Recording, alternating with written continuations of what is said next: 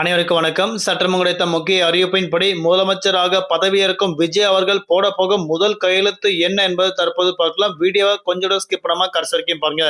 தமிழக முதலமைச்சராக விஜய் அவர்கள் பதவியேற்றவுடன் பல்வேறு வாக்குறுதிகளில் முதல் வாக்குறுதியாக என்னென்ன திட்டங்கள் தமிழக மக்களுக்கு இனிப்பூட்டும் செய்தியாக அவர்கள் அறிவிக்கப்பட போறாங்க.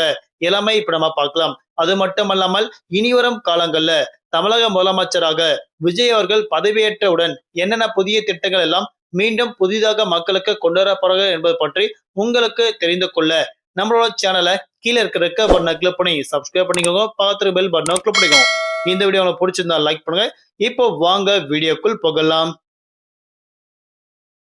முதல் கட்டமாக தற்போது நிலவரப்படி தமிழகத்தில் 108 தொகுதிகள்ல தற்போது வெற்றி பெற்று விஜய் அவர்கள் முன்னிலையில் வகுத்துள்ளனர். அதன்படி இனிவரும் காலங்கள்ல அதாவது 2 வாரங்களுக்குள்ளாகவே கூட்டணி யாரோடு அவர்கள் தேர்ந்தெடுக்கப்பட போறார்கள் என்பது பற்றி மிகப்பெரிய சவாலாக இருந்துட்டு இருக்கு. திமுக அதிமுக இதற்கிடையே கட்சிகள் மோதல்கள் ஏற்பட்டாலும் அடுத்தபடியாக தமிழக வெற்றி கழக தலைவர் விஜய் அவர்கள் புதிதாக ஆரம்பித்து மக்கள் மத்தியில் நல்ல வரவேற்பை பெற்று மிகப்பெரிய ஒரு கட்சியாக உருவாகியுள்ளனர். அது மட்டுமல்லாமல் கூட்டணி அமைத்த பிறகு விஜய் அவர்கள் போடப்படும் முதல் கையெழுத்து என்ன என்பது பார்க்கறதுக்கு முன்னாடி தற்போது தேர்தல் வாக்குறுதியாக என்னென்ன திட்டங்கள் எல்லாமே அவர்கள் அறிவிக்கப்பட்டார்கள் என்பது பற்றி தற்போது பார்க்கலாம். முதல் கட்டமாக குடும்ப தலைவிகளுக்கு மாதம் ரூபாய் 2500, ஆண்டுக்கு 6 கேஸ் சிலிண்டர் இலவசமாக வழங்கப்படும். திருமணம் ஆன பெண்மணிக்கு 1 சவரன் தங்கம் மற்றும் பட்டு சேலை இலவசமாக வழங்கப்படும். குழந்தைகளுக்கு தங்க மோதிரம் வழங்கப்படும்.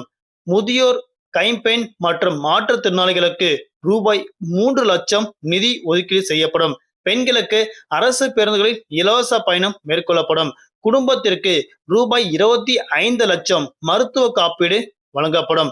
ஆண்டுதோறும் இலவச முழு உடல் பரிசோதனை வழங்கப்படும். போதைப் பொருள் இல்லா தமிழ்நாடாக உருவாக்கப்படும். 200 யூனிட் இலவச மின்சாரம் வழங்கப்படும். வேலையில்லா பட்டதாரிகளுக்கு மாதம் ரூபாய் 4000 வழங்கப்படும். 5 லட்சம் அரசு வேலைவாய்ப்புகள் உருவாக்கி தரப்படும். ரூபாய் 25 லட்சம் கடன் விவசாயிகளுக்கு ரூபாய் 5 லட்சம் அதாவது ரூபாய் 5000 ஆண்டுக்கு உதவித்தொகை பயிர்க்கடன்கள் தள்ளுபடி செய்யப்படும். 100 யூனிட் அதாவது 100 யூனிட் பயிர் காப்பீடு. மீனவர்களுக்கு மீன்பிடி தடைக்கால நிவாரணம் ரூபாய் 27,000. முதலமைச்சர் பதவியேற்று ராஜினாமா செய்த தற்போது முதலமைச்சர் மு.க.ஸ்டாலின் அவர்களுக்கு பின்னாடி தற்போது விஜய் அவர்கள் பதவியேற்க போறாங்க. அப்படி பதவியேற்ற பிறகு தற்போது நிலவரப்படி தமிழக முதலமைச்சர் ஆன பிறகு பெண்கள் மத்தியில் அவர்கள் நல்ல வரவேற்பு பெற்று வராங்க. அதாவது விஜய் பதவியேற்றவுடன் முதல் எந்த திட்டத்தில் கையெழுத்திட போகிறார் என்பது பற்றி மக்கள் எல்லாமே ஆர்வத்தோடு காத்துட்டு இருக்காங்க.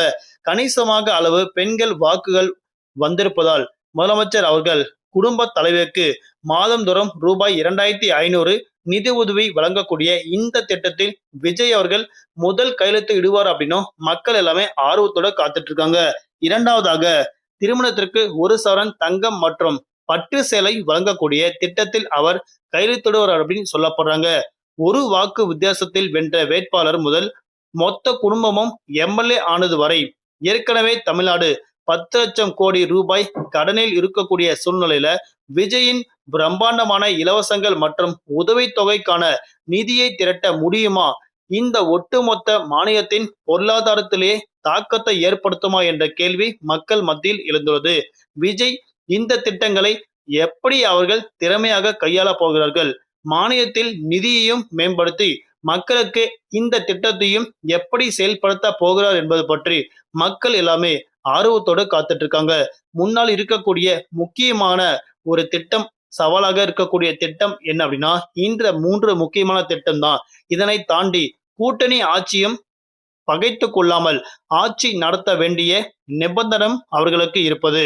அது மட்டுமல்லாமல் விஜய் அவர்கள் இனிவரும் காலங்கள்ல எந்த ஒரு சட்ட சிக்கலும் இல்லாமல் மக்களுக்கு பல்வேறு நலத்திட்ட உதவிகளை கண்டிப்பாக செய்ய முடியும். இனிவரும் காலங்கள்ல விஜய் அவர்கள் பல்வேறு நலத்திட்ட உதவிகள் செய்ய வேண்டும் என்றால், மக்கள் மத்தியில் நல்ல வரவேற்பு பெற வேண்டும் என்றால், நிதி சுமையை கண்டிப்பாக குறைக்க வேண்டும்.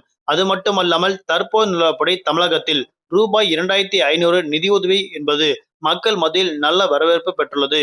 அது மட்டுமல்லாமல் இந்த முக்கியமான திட்டங்கள் அவர்கள் மீண்டும் மக்கள் மத்தியில் நல்ல வரவேற்பு பெற வேண்டும் என்றால், அடுத்த 1 முதல் 2 வருடங்களுக்குள்ள கட்டாயம் இந்த திட்டங்கள் நிறைவேற்றப்பட வேண்டும்.